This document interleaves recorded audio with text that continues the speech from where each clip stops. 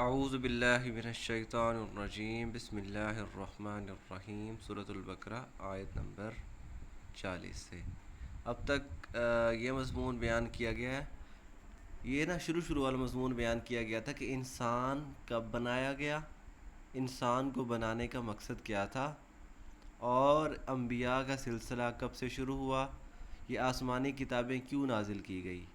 انسانی عقل کی بشری کمزوری کیا ہے.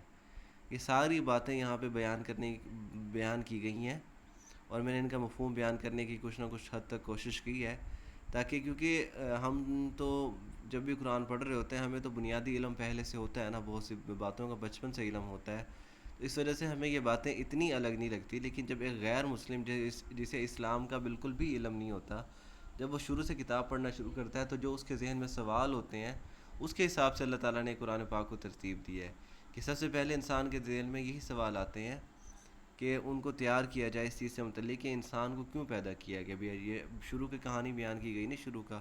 کہ بھی اللہ تعالیٰ نے جب فرشتوں کو کہا کہ میں انسان کو خلیفہ بنانے والا ہوں, تو فرشتوں کا کیا اعتراض تھا کہ بھی خلیفہ کا مطلب اختیارات دیے جائیں گے تو ظاہر ہے یہ خون بہائے گا. پھر اللہ تعالیٰ نے یہ بیان کیا کہ بھی میں نے انسانوں کو علم دیا جو فرشتوں کو نہیں دیا تھا اس وقت, تو انسانوں کو علم دیا گیا. اور پھر انسان کا امتحان, پھر یہ کہ انسان کو ساری مخلوقات میں فوقیت دی گئی جب ساری مخلوقات کو سجدہ کرنے کا کہا گیا انسان کو. اور پھر اس کے بعد انسان کا امتحان بیان کیا گیا کہ انسان کو ایک چھوٹے سے امتحان سے گزرنا تھا, اور پھر یہ بتایا گیا کہ وہ امتحان میں کیا ان سے غلطیاں, کیا کوتاہیاں ہوئی, اور یہی ہماری بشری کمزوریاں ہیں انسانوں کی. اور پھر اس کی وجہ سے پھر ہمیں جنت سے زمین پہ اتارا گیا, اور پھر وہاں سے یہ سلسلہ شروع ہوا, اور اس کے ساتھ ساتھ ہدایت اور آسمانی کتابوں کا سلسلہ شروع ہوا. یعنی یہ ساری باتیں ان کے لیے چونکہ یہ جو باتیں تھیں ساری, یہ کافر لوگ تھے نا, جو عرب کے لوگ تھے, مشرک تھے نا, تو وہ ان چیزوں کو نہیں مانتے تھے, ہدایت وغیرہ کو, اس چیز کو, کیونکہ وہ تو سارے امی تھے, ان پڑھ تھے. ان میں کہاں نہ کوئی نبی آیا تھا اتنے عرصے سے, نہ کوئی آسمانی کتاب آئی تھی, تو وہ ویسے بتوں کو پوجنا اس طرح, تو ان سے متعلق اب جو اہم مضمون بیان کیا جا رہا ہے وہ بیان کیا جا رہا ہے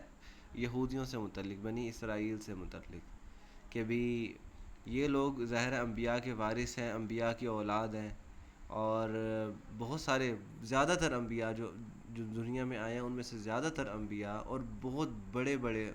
یعنی جو چوٹی کے انبیاء تھے, حضرت موسیٰ, حضرت عیسیٰ, حضرت یوسف, حضرت سلیمان, حضرت داؤد, حضرت یعقوب,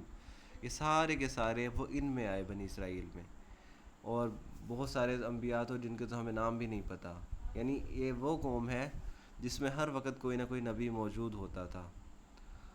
تو اس سے متعلق اب آیات بیان کی جا رہی ہیں, کیونکہ اب اس سورۃ البقرہ میں زیادہ تر مضمون انہی بنی اسرائیل کا بیان کیا گیا کہ ان میں کیا کیا انہوں نے غلطیاں کی, ان کو کیا کیا سلسلہ, کیا کیا نعمتیں دی گئی اللہ تعالیٰ نے, کیا انعامات کیے ان کے اوپر, اور اس کے بعد ان سے کیا کوتاہیاں ہوئی, کیا غلطیاں ہوئی وہ, اور تاکہ اس سے دوسرے لوگ سبق حاصل کریں کہ بھی یہ غلطیاں ہم نے نہیں دہرانی. تو اب یہ مضمون سٹارٹ کرتے ہیں, کیونکہ جب تک ہمیں قرآن پاک کی ترتیب سمجھ میں نہیں آئے گی نا, ایسے ہم آیات تو پڑھتے جائیں گے روز, ایک آیات پڑھ لی, دو آیت پڑھ لی, لیکن جب تک اس کی ترتیب سمجھ میں نہیں آئے گی نا, کہ بھی کوئی بھی آیات ایسے نہیں ہے قرآن پاک میں مکمل بہترین انداز میں ایک مضمون بیان کیا گیا ہے اگر ہم اس کو اوورآل کھلے دماغ سے شروع سے آخر تک ذہن میں رکھتے ہوئے پڑھتے ہیں. تو اس وجہ سے جب تک ہمیں وہ مضمون سمجھ میں نہیں آئے گا, وہ طریقہ ایک جو شروع سے اینڈ تک ایک انتہائی لطیف انداز میں ایک ترتیب رکھی گئی ہے, جب تک ہمیں وہ ترتیب سمجھ میں نہیں آئے گی ہمارے دل میں قرآن پاک نہیں اترنے والا. تو اس وجہ سے میں نے تھوڑا سا مفہوم بیان کیا ہے. تو یا بنی اسرائیل, اے بنی اسرائیل, اسرائیل جو حضرت یعقوب کا لقب تھا, حضرت یعقوب حضرت ابراہیم کے پوتے, حضرت اسحاق کے بیٹے. تو یا بنی اسرائیل, اے بنی اسرائیل, اذکروا, یاد کرو, یہ تو ذاکرہ, یذکروا, تذکروا, اذکروا, تو صیغہ امر, یاد کرو, نعمتی, میری نعمت کو, التی, وہ جو, انعمت, میں نے انعام کی, انعمتا, تو نے انعام کی.